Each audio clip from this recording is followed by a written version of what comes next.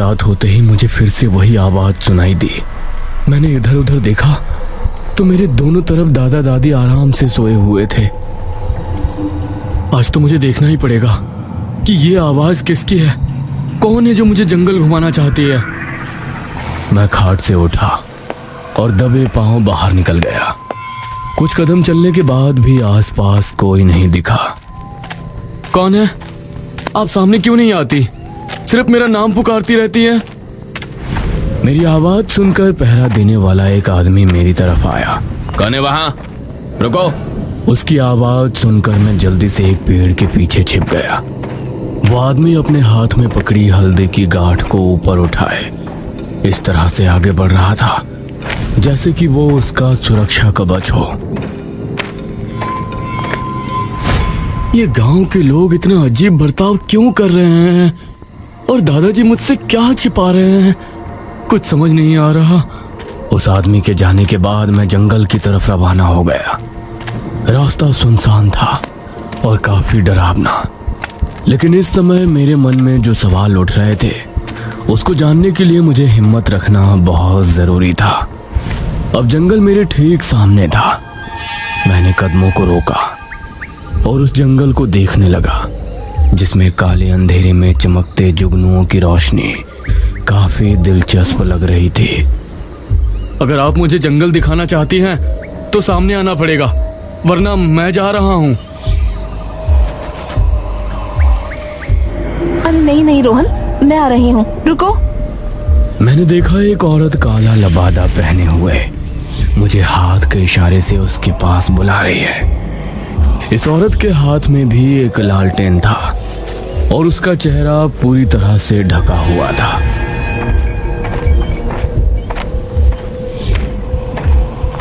मैं उसके पास पहुंचा। मेरे साथ आओ रोहन।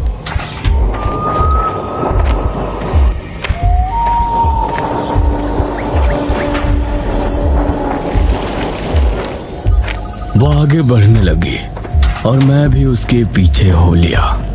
आपने अपना चेहरा क्यों छिपाया हुआ है? अगर आप शक्ल दिखा देती तो। इस पर वो कुछ नहीं बोली। मैं उसके साथ साथ आगे बढ़ रहा था और अब मुझे जंगल का एक अलग ही नज़ारा दिखाई दिया। वो जंगल का बहुत ही खूबसूरत हिस्सा था। वहाँ चारों तरफ घने पेड़ थे। जमीन पर छोटे छोटे पौधे उगे हुए थे जिन पर खूबसूरत फूल लगे थे और यहाँ की जमीन बहुत साफ सुथरी थी। सामने ही एक झरना भी बह रहा था। अरे वाह, इतना प्यारा जंगल! मुझे तो यकीन ही नहीं होता। पता नहीं क्यों दादाजी मुझे यहाँ आने नहीं देते थे। ये कहकर मैं झरने की तरफ दौड़ा, लेकिन तभी मुझे एक झटका सा लगा और दूर जा गिरा।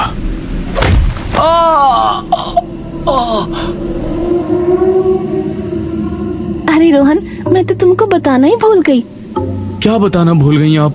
मैं उस झरने तक क्यों नहीं पहुंच पाया? ये जंगल का सबसे पवित्र इलाका है। इसमें जाने के लिए हमें पवित्र होने के लिए एक विधि करनी पड़ती है, और अगर कोई उस विधि को किए बिना यहाँ आने की कोशिश करता है तो उसको ऐसे ही झटके लगते हैं। यही यहाँ का रहस्य है। तुम अकेले यहाँ आते और तुम्हारे साथ ये होता तो तुमको यही लगता कि यहाँ जरूर कोई भूत है, इसीलिए तुम्हारे दादाजी तुमको यहाँ नहीं आने देते। लेकिन अब मैं तुमको वो विधि करवाऊंगी और उसके बाद तुम जिस पेड़ पर चढ़ना चाहो चढ़ सकते हो, फल खा सकते हो, झरने में नहा भी सकते हो। ठीक है, मैं उस विधि को करने के लिए तैयार हूँ। आओ मेरे साथ। अब वो मुझे एक जगह ले गई। यह जगह बहुत अंधेरा था। बीच में कुंड जल रहा था। आसपास जादू टोने का सामान पड़ा हुआ था और काला खरगोश भी वहां बैठा था। इधर बैठ जाओ रोहन, अब मैं वो विधि शुरू करती हूँ। उसके कहने पर मैं नीचे बैठ गया। उसने कोई मंत्र पढ़ा, फिर उसने मेरे कंधों पर हाथ रखा और मंत्र पढ़ने लगी। ओम भीम क्लीम काली मुंडाए विच्छे। मैं चुपचाप वहां बैठा था। तभी अचानक से वो चीखते हुए मुझसे दूर हो गई। क्या हुआ आपको?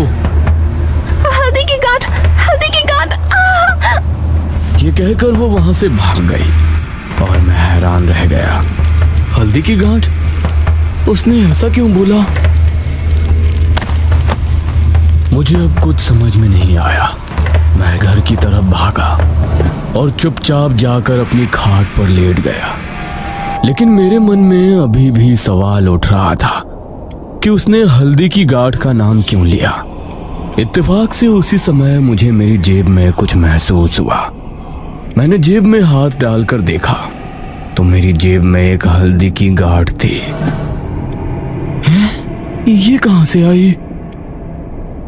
इस घटना से मेरे मन में अब एक और सवाल उठ गया कि अब इस हल्दी की गांठ का क्या रहस्य है और वो औरत गांठ की वजह से मुझे क्यों छोड़ भागी। और अगर वो कह रही थी कि जंगल के उस इलाके में जाने के लिए पवित्र होना पड़ता है, तो क्या गांव में सब अपवित्र है? उसी रात गांव के घर में एक अधेड़ उम्र दंपत्ति आपस में बातें कर रहे थे, मंगू ताया और नंदिनी ताई। मेरा चश्मा आखिर कहाँ गया? तुमने उसे अभी तक नहीं ढूंढा? जी, मैंने तो आपका चश्मा धोकर आपकी खाट के पास ही रखा था। आपने ही उसे खो दिया है। तुम जवानी में भी लापरवाह थी और अब भी लापरवाह ही हो। उसी समय गांव की गलियों से कोई गुजर रहा था। उसने अपने आप को चादर से पूरी तरह से ढका हुआ था। वो चुपके से मंगू ताया के घर के दरवाजे पर गया और उसने उस पर टंगा मटका उतारकर एक तरफ फेंक दिया। मंगू ताया ने अभी आंखें बंद ही की थी, तभी तूफानी हवा चलने लगी और उनकी चारपाई अपने आप हवा में ऊपर उठ गई। जब उन्हें ज्यादा ठंड लगने लगी तो उन्होंने आंख खोली और अपने आप को हवा में पाकर उनका दिल दहल उठा। अरे अरे बचाओ मुझे कोई! वो जोरों से चिल्लाए, लेकिन उनकी आवाज किसी तक नहीं पहुंची। खाट अपने आप गोल गोल घूमने लगी। अरे कोई बचाओ मुझे! मैं यहाँ कैसे आ गया? खाट गोल गोल घूमने लगी और अब उनको बुरी तरह से चक्कर आ गए। वो बेहोश हुए और फिर से खाट पर ही ढेर हो गए। उनके बेहोश होते ही खाट अपने आप जमीन पर आ गई।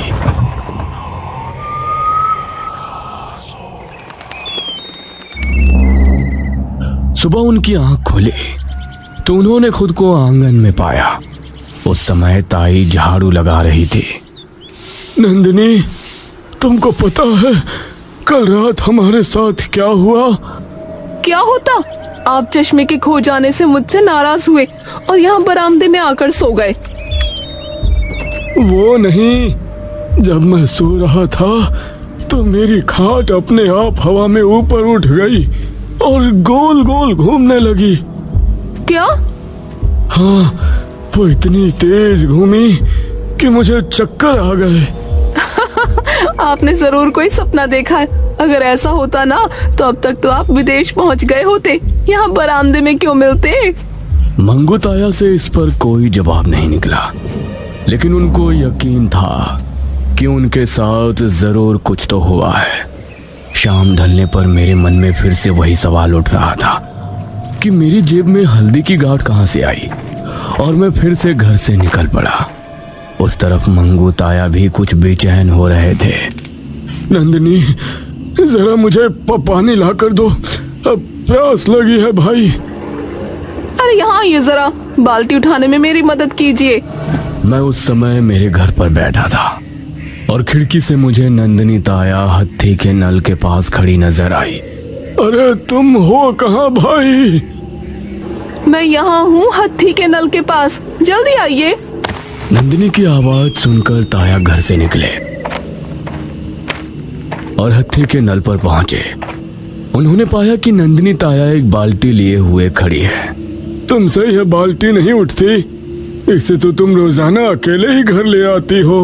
यह सुनकर नंदिनी ताई ने कोई जवाब नहीं दिया। उसकी आंखें अचानक से लाल लाल चमक उठी और उसके चेहरे पर गुस्सा उभर आया। क्या हुआ नंदिनी? उन्होंने ताया का पैर पकड़ा और उनको जंगल की तरफ घसीट ले गई। ये देखकर मुझे बहुत अजीब लगा, लेकिन मैं चुपचाप अपनी आंखें बंद करके सो गया। नंदिनी बहुत तेज भाग रही थी। ताया की घिसटते हुए हालत खराब हुए जा रही थी। बिजली की रफ्तार से नंदिनी कुएं के पास जाकर रुकी।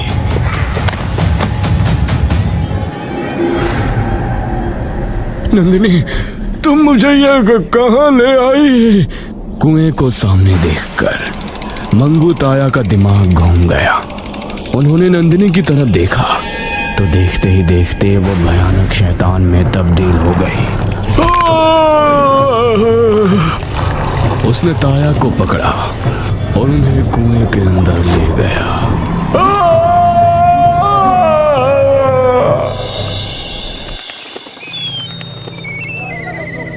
सुबह हुई तो गांव में डर का माहौल छा गया।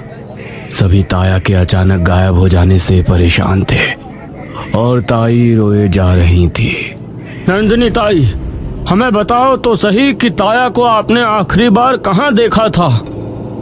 कल उन्होंने मुझसे पानी मांगा था। मैंने मटके से पानी लिया और उनको देने के लिए बाहर पहुंची तो वो बरामदे में थे ही नहीं। यह सुनकर मुझे बहुत अजीब लगा। ताई, आप झूठ क्यों बोल रही हो? क्या मतलब है तुम्हारा? ताई क्यों झूठ बोलेंगी? दादाजी, कल शाम मैंने बरामदे में देखा था कि ताई हत्थी के नल से पानी भर रही थी। उसके बाद ताया भी वहां आए और फिर ताई ताया का हाथ पकड़कर जंगल में ले गईं। हे भगवान, ये तो अनर्थ हो गया। मेरे मुंह से ये बात सुनने के बाद किसी ने भी ताई से कोई सवाल नहीं किया, बल्कि सबके सब डर गए। क्या तुम्हारे घर के बाहर मटका टंगा है? तभी एक आदमी ने घर की चौखट पर जाकर देखा तो वहां कोई मटका नहीं था। जरूर वही उन्हें ले गया है। अब मेरे मन में उठ रहे सवालों की हद पार हो गई थी और मैंने अब दादाजी से गरज कर कहा, दादाजी, आप लोग इतना क्यों डर रहे हैं? मुझे कुछ बताइए तो सही। इस गांव में आखिर चल क्या रहा है? क्यों कोई जंगल नहीं जाना चाहता? क्यों हम लोग अपने घर के बाहर मटकियां लटकाते हैं? और क्यों रमेश चाचा के बचने पर सब उनकी बीवी से नाराज थे? और अब मंगू ताया के गायब होने के बाद आप लोग क्यों ताई से कुछ पूछते नहीं कि वो उन्हें कहाँ ले गई थी और मटकी के बारे में बात कर रहे हैं? बेटा, वो ताई नहीं थी। ताई तो उस समय अपने घर में थी। तो कौन थी वो? नहीं मुखिया जी, इसे मत बताइए, यह अभी बच्चा है। महेश बाबू, अब हमें रोहन को सब कुछ बताना ही पड़ेगा, वरना ये खुद पता लगाने पर आ गया तो इसकी जान को खतरा हो सकता है। इस पर दादाजी चुप हो गए। रोहन बेटा, हमारा गांव पहले बहुत खुशहाल था और उस दिन हमारी खुशियों को किसी की नज़र लग गई। गांव के एक आदमी ने देखा कि इस गांव की एक विधवा औरत मंजरी कुएं के पास बैठे हुए कोई मंत्र विद्या कर रही है। मंजरी रोजाना जंगल जाती और फिर कुएं के पास बैठकर ना जाने कौन सा जादू टोना किया करती। उसकी इस हरकत से हम सभी हैरान थे। धीरे धीरे ये बात पूरे गांव में फैल गई। मुखिया जी, वो मंजरी ना जाने कुएं के पास बैठकर कौन सी तंत्र विद्या करती है। हमें तो वो औरत बिल्कुल भी ठीक नहीं लग रही। अगर ये बात है तो हम उस मंजरी से बात करके देखते हैं, वही बताएगी कि ऐसा वो क्या करती है। हम सभी इकट्ठा होकर मंजरी के पास पहुंचे। मंजरी, तुम यह क्या करती रहती हो? बताओ हमें। मुखिया जी, मैं जो कुछ भी कर रही हूँ इस गांव की भलाई के लिए कर रही हूँ। क्या मतलब है तुम्हारा? ऐसा क्या कर रही हो तुम? मैंने काले जादू में महारत हासिल की है और अपनी तंत्र विद्या की शक्ति से ही मैंने एक शैतान को इस कुएं के अंदर सिद्ध किया है। जब भी गांव के किसी आदमी पर मुसीबत आएगी तो वो इस कुएं पर आकर अपनी इच्छा मांग सकता है और वो पूरी भी होगी। कुएं में शैतान? ये सुनकर सभी डर गए। मंजरी, हमें कुछ भी समझ में नहीं आ रहा। एक शैतान भला हमारी इच्छा पूरी क्यों करेगा? सरपंच जी, वो जरूर करेंगे। उनसे इच्छा पूरी करवाने की एक छोटी सी विधि है। हमें सबसे पहले किसी भी इंसान की एक चीज लेनी है उसके बाद काले लिबास में हाथ में लालटेन लिए इस कुएं पर आना है। फिर हमें अपनी इच्छा मांगनी है। उसके बाद जो चीज हम लेकर आए हैं उसे इस कुएं में डाल देना है और उसके बाद वो जलता हुआ लालटेन भी कुएं में फेंक देना है। उसके बाद अंधेरे में ही यहाँ से चले जाना है। ऐसा करने के बाद कुछ ही दिनों में जिस इंसान की चीज हमने इस कुएं में फेंकी थी, शैतान उसे इस कुएं में खींच लेगा और हमारी इच्छा पूरी हो जाएगी। ये सुनकर हम सभी की हैरानी का कोई ठिकाना नहीं था। यह क्या मतलब, हम अपनी इच्छा पूरी करने के लिए किसी की जान का सौदा करें? सरपंच जी, जिस इंसान ने हमें नुकसान पहुंचाया हो, हम उसको खत्म करने के लिए इसका इस्तेमाल कर सकते हैं। ऐसा करने से हमारा बदला भी पूरा हो जाएगा और फिर हमारी ख्वाहिश भी पूरी हो जाएगी। उसकी बात सुनकर मुझे ये ठीक नहीं लगा। हमने उसी समय मंजरी को गांव से निकाल दिया और फिर वो यहाँ कभी नजर नहीं आई। तो उसके बाद क्या हुआ? आप लोग इस तरह डर में क्यों जी रहे हैं? उसके बाद गांव के लोगों ने छिपकर उस कुएं का इस्तेमाल करना शुरू कर दिया। ऐसा करने से एक आदमी की ख्वाहिश पूरी होती और एक को ये कुआं अपने अंदर खींच लेता। बदले की भावना से लोग इसका फायदा उठा रहे थे, लेकिन ये गांव के लिए भारी नुकसान था।